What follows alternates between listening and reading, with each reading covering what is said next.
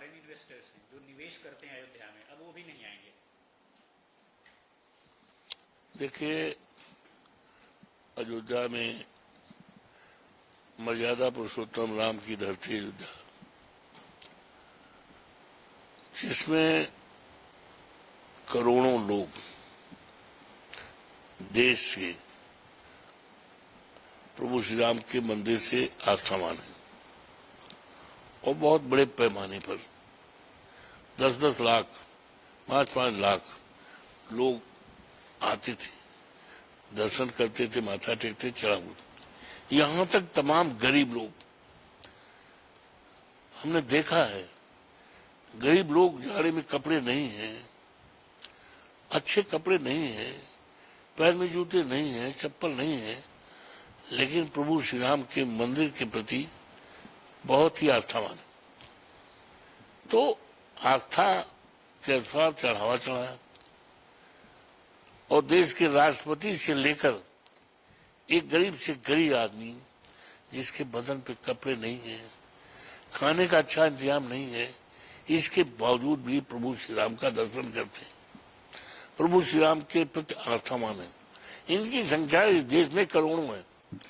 उनके इस चढ़ावे पर, उनके चंदे पर बहुत बड़ा डाका पड़ा है, जिसका खुलासा हो गया और एसआईटी की जांच जो बनाई गई थी वो बेमतलब साबित हुई। सब खुलासा हो गया। ये खुलासा होने के पहले 80 लाख बताया जाता है, जो नए नए महामंत्री बने उनके पास था, क्यों नहीं सामने आया? तमाम ऐसी बातें उसके जिम्मे थी।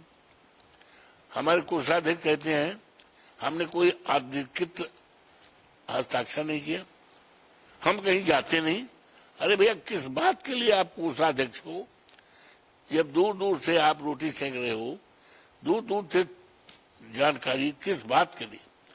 तो ये बहुत बड़ा मामला है, बहुत बड़ा घपला है। देश और इसका असर जब से इसका खुलासा हुआ, चर्चा में आया, आप जाकर अयोध्या में देख लो, 1/4 भीड़ नहीं है। कहाँ 5 लाख 10 लाख, अब आज चले जाओ 25-50 हजार भी नहीं है। तो भीड़ खत्म हो रही है, लोगों का इस तरह से विश्वास। और इन लोगों ने प्रभु श्री राम के मंदिर को कलंकित किया है। मंदिर कभी कलंकित नहीं हो सकता। प्रभु श्री राम के प्रति आस्था कम नहीं हो पाई, लेकिन इन्होंने अयोध्या को कलंकित किया है। बड़ा मामला है और बड़े मामले में लीपापोती अब तक हुई है। माननीय उच्चतम न्यायालय एक सहारा है जिसके द्वारा इसको जो लोग जिम्मेदार हैं उनके खिलाफ कड़ी से कड़ी कार्रवाई की। चंपत राय पर बहुत आरोप लगे, वो कह रहे हैं कि एक बार फाइनल रिपोर्ट आ जाए एसआईटी की, तब मैं एक एक आरोप का जवाब दूंगा। रिपोर्ट तो फाइनल आ चुकी है, रिपोर्ट तो जन चर्चा में है, लोगों की जबान पे है। जो बात जन चर्चा में होती है, जनता की आवाज में होती है, वो ईश्वरीय आवाज होती है। अब उनके कहने का ट्रस्ट के लोगों का विश्वास पूरी तरह से हट गया है। पूरी तरह से ट्रस्ट, इंटायर ट्रस्ट दोषी है और इसको भंग होना चाहिए। भंग होने के बाद माननीय उच्चतम न्यायालय से विनम्रता पूर्वक देश हित में, राष्ट्र हित में निवेदन करता हूँ।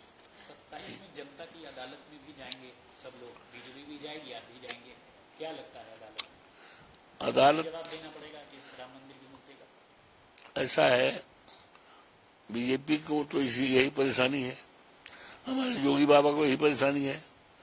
वो जान रहे हैं कि 27 का चुनाव नजदीक दिसंबर में हो जाएगा, क्योंकि खाद की किल्लत बहुत है। हम तो किसान हैं, खेती करते हैं, गांव रहने वाले हैं, ये खाद दे नहीं पाएंगे, हाहाकार मचेगा, किसानों गुस्सा झेल नहीं पाएंगे। नवंबर दिसंबर में जब गेहूं बोया जाता है, तो इसीलिए पहले चुनाव कराएंगे।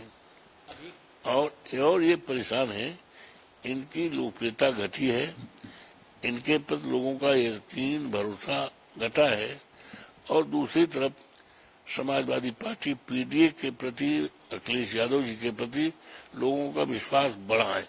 इसलिए योगी बाबा तो बहुत परेशान है, भाजपा बहुत परेशान है, और भाजपा ने अयोध्या को कलंकित किया है। बद्रीनाथ टेम्पल में भी एक मामला आ गया, एफआईआर भी हो गई, धामी सरकार ने जांच के आदेश दे दिए, तो अब एक दूसरा मामला वैसा ही राम मंदिर जैसा। अब पहले निपटने दीजिए अयोध्या, जहाँ के लोगों ने मुझे अपना सेवक बनाया है, सांसद बनाया है। अभी यही मामला हल होने दीजिए भैया, तब उसके बाद दूसरी जगह बात करिए। धन्यवाद।